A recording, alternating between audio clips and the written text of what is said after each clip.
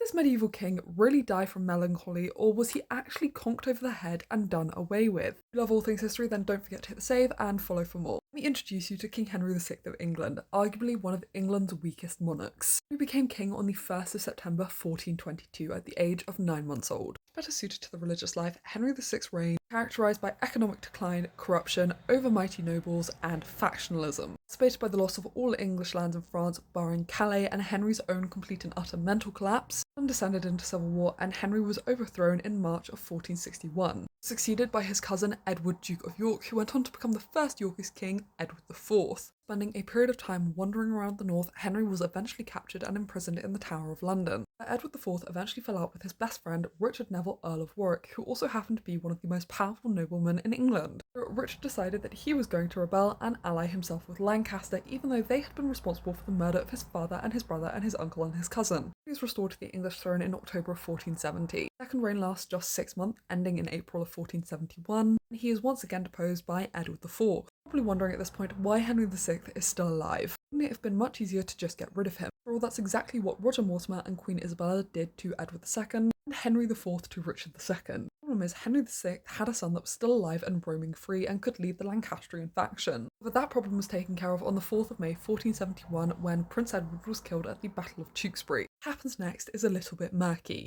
On the 21st of May, the victorious Yorkists returned to London, and then the next day it is announced that King Henry VI is dead. The Revival of Edward IV, which is a contemporary account published by Edward IV's government, did that Henry VI died of pure displeasure and melancholy, after learning about the collapse of the Lancastrian cause and the death of his son. This isn't without the realm of possibility. After all, Henry VI had suffered poor mental health for a very long time. It's a very convenient explanation. But other contemporary accounts contradict this and plainly state that Henry VI was murdered. What do you know, Henry VI's body was exhumed in 1910. Although not conclusive, evidence does indicate that Henry was hit very hard on the head. The third often gets the blame for murdering King Henry VI. This evidence indicates that he was in the Tower of London on the 21st of May. If Richard was responsible for having it carried out, it would make sense as he was the king's most trusted brother and he was Constable of England. He would not have done it with his own hands, and it would have come at the orders of King Edward IV. He was buried first at Chertsey Abbey, then in St George's Chapel. Attempts were actually made by his successors to have him canonised, but the Pope never got round to it. I hope you enjoyed this video. I'll see you next time.